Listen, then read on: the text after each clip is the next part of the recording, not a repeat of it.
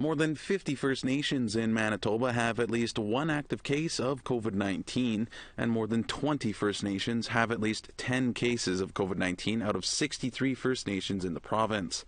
That's according to Dr. Marcia Anderson of the Manitoba First Nations Pandemic Response Coordination Team.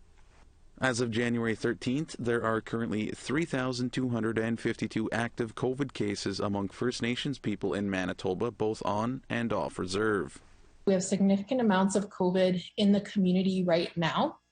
It is going to be endemic, which means we're going to have this virus circulating. But what we're focused on right now is still trying to support the healthcare system and protect the healthcare system so it's available to deliver the necessary healthcare to First Nations citizens. We want to have kids be able to return to school, and we want everybody to be able to access other social supports and services, but as safely as possible. The latest update from Indigenous Services Canada has 61,532 total cases of COVID across the country since the pandemic began, 5,456 of which are active cases and 55,499 are recovered.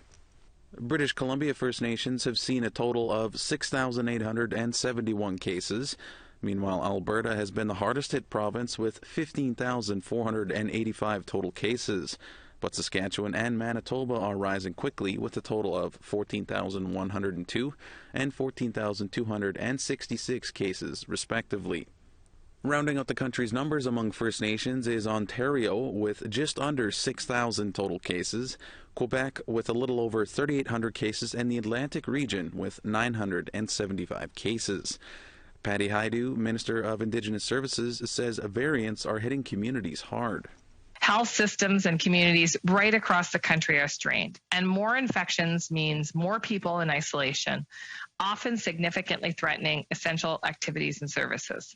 And that's why it's so essential that we continue to do everything we can in our power to lessen the impact of illness, and that we each do our part. Daryl Stranger, APTN National News, Winnipeg.